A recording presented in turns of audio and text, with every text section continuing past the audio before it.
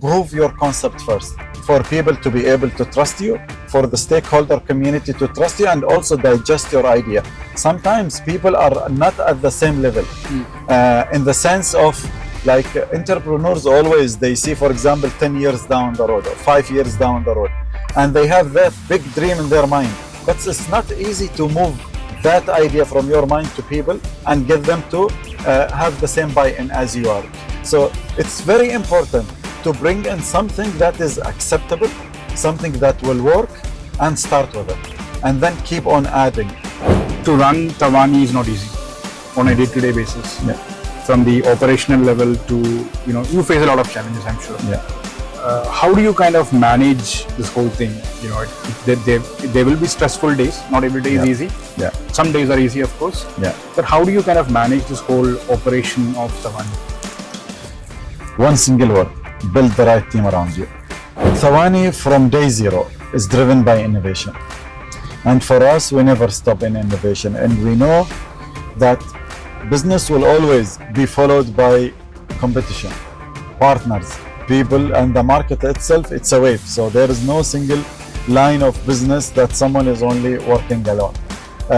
People want to invest, people are driven by passion. So we knew that we are not the only ones, and there is no way for us to remain the only one. And actually, business without, I call them partners, competitors, is not a good business.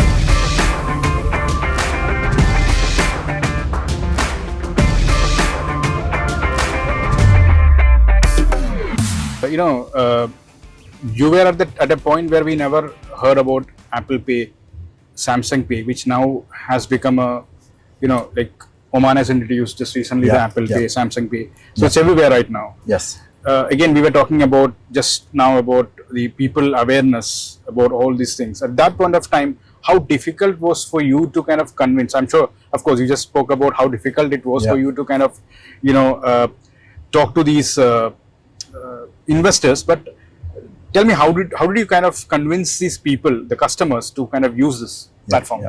Well, Nishad, as I highlighted earlier, part of the learnings throughout my journey, I realized that do not try to sell big dreams from day one. Think of a product, what we call in technology like MVP, minimum viable product. Choose a product of a good need in the market, of a required need that will work, and keep the big dream or the big target for you and phase it out. So start with something that works, that proves, that can get you the buy-in, reduces the risk on the stakeholder community, and also prove your concept first for people to be able to trust you, for the stakeholder community to trust you, and also digest your idea. Sometimes people are not at the same level in the sense of like entrepreneurs always they see, for example, 10 years down the road or 5 years down the road, and they have that big dream in their mind, but it's not easy to move that idea from your mind to people and get them to have the same buy-in as you are. So it's very important to bring in something that is acceptable, something that will work, and start with it, and then keep on adding more layers of your innovation as you grow until you achieve and reach the top level. And I'll give you a very classical example. I am one of the early adopters of technology. So when WhatsApp came in at the beginning, I was one of the first people to jump in. But today, WhatsApp so rich on features, it's become more dependable. Exactly, those features were never there. Yes. But they were available also in other systems, and it was very difficult for users to digest so many features on other competitors of WhatsApp at the time when WhatsApp. So WhatsApp started very simple and kept educating and teaching people step by step by introducing more features. And today they are the leaders in the market. So I always use such examples. And talking about this, we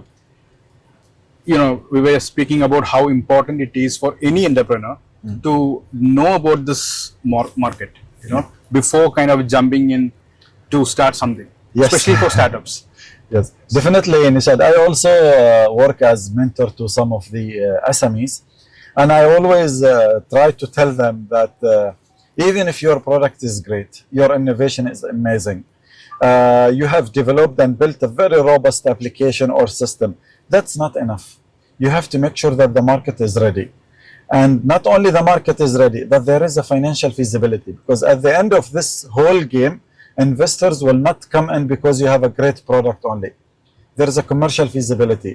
There is an investment opportunity for them to put in money and get returns. So if there is no return on their investment, no one will come and support. Even if your product is great, it's not enough. There has to be a return on that investment for the investors to come on board and support you. Majid, like if I am somebody who wants to start a new company, a startup, Yeah. what is the first thing that I should look at doing, according to your experience? Yes. For me, Nishad, is first, I have to confirm that I want to go on this path. I am ready for this path because, as we discussed, every startup has a journey, and each journey is not easy. It's very difficult and depends on the complexity of your startup and what do you want to do. You have to be ready for it. You have to be ready from all aspects. There will be like sleepless nights. You will be bankrupt multiple times. You might have family challenges, friends challenges. You will be down so many times. And I always tell people that do not just run after startups because everybody is doing startups. Yes. First, check yourself. Do you really want to do this? Do you think you are an entrepreneur? Because there are people also who are successful through their careers and they made big changes and they impacted societies, communities through their careers. So my advice always to people who are getting into this space, I always ask them, try to see yourself first. Are you the type of an entrepreneurial path, or you are someone who can excel and create a big change through a career? Then once you know which type you are, and if you decide to go into the entrepreneurship path, I think use the tools around you. Today there are so many tools, help and support, accelerators, incubators, consultants, a lot of startups. Take the learnings. Do not rush into your idea, and try to use the ecosystem around you to understand exactly what does it take and what do I have to do. Take learnings from people who tried before. Use the ecosystem, and there are tools that they are almost for free around us, available by government, by different accelerators, incubated by like top companies, and use the tools that are available. And once you are solid, clear, ready with your plan, then start your business, and all the best. So this is a free advice from the man who the first man to create Oman's first e-payment platform, Majid Al Amri. Thank you very much. When we talk about the way of doing business, looking back 16 years back, to what it is right now, this whole, I'm not talking about the startups, but I'm also talking the way in which we are doing business in general. Yeah. To run Thawani is not easy on a day-to-day basis. Yeah. From the operational level to, you face a lot of challenges, I'm sure. Yeah. How do you kind of manage this whole thing? There will be stressful days. Not every day is easy. Yeah. Some days are easy, of course. Yeah. But how do you kind of manage this whole operation of Thawani? One single word: build the right team around you. If you don't build the right team around you, that's the first recipe of failure. The right team around you will always help you, and they have to believe on the purpose of your startup, the vision that you are trying to achieve, and they will be able to run this way with you and make them feel, and actually not only make them feel, but that has to be the reality, that this journey is not only mine, it's also yours. And we grow together in this startup, and it is our startup, not only mine. And always give them what they deserve, always praise them, give them credit, empower them. And if you don't build the right team around you, there is no way. But how do you kind of pick the right team? It's not easy. It's very difficult. And it doesn't always work. It doesn't always work. So once it works, once you identify a person as a loyal, as someone who believes, and he is passionate and believes in what you are doing, I say hold into them. Yes, not all your choices are perfect. Not all your choices are in the right, I would say the right selection. But once you find the right people who worked with you for some time, I think hold on them and make sure that they are always with you, supporting you. And also they see your startup is a channel for them to achieve their dreams, to achieve their objectives, not only a normal career. So where do you see now, Thawani? Like, there's so much experiment that's coming around us. Yeah. There's a similar concept that's kind of building up around Thawani as well that we see now. Yeah. But where do you want Thawani to be in the next 5 years? Yes. Thawani from day zero is driven by innovation. And for us, we never stop in innovation. And we know that business will always be followed by competition, partners, people, and the market itself. It's a wave. So there is no single line of business that someone is only working alone. People wants to invest. People are driven by passion. So we knew that we are not the only ones, and there is no way for us to remain the only one. And actually, business without, I call them partners, competitors, is not a good business, because they keep pushing you to move forward, to come up with innovation, and to challenge each other. Without them, you will be like sitting in your comfort zone and you will not move forward. So we are driven by innovation. We always scan the market to understand the right market needs. We follow the international trends, where this sector is going, where the market is heading, what are the top trends predicted for the next 4 to 5 years, and we make ourselves ready. I'll give you a very simple example in Thawani. When we started Thawani, cards were never in the plan. Yes. Never in the plan. And actually, I was against it. That's why we came up with QR code and mobile payments in 2018.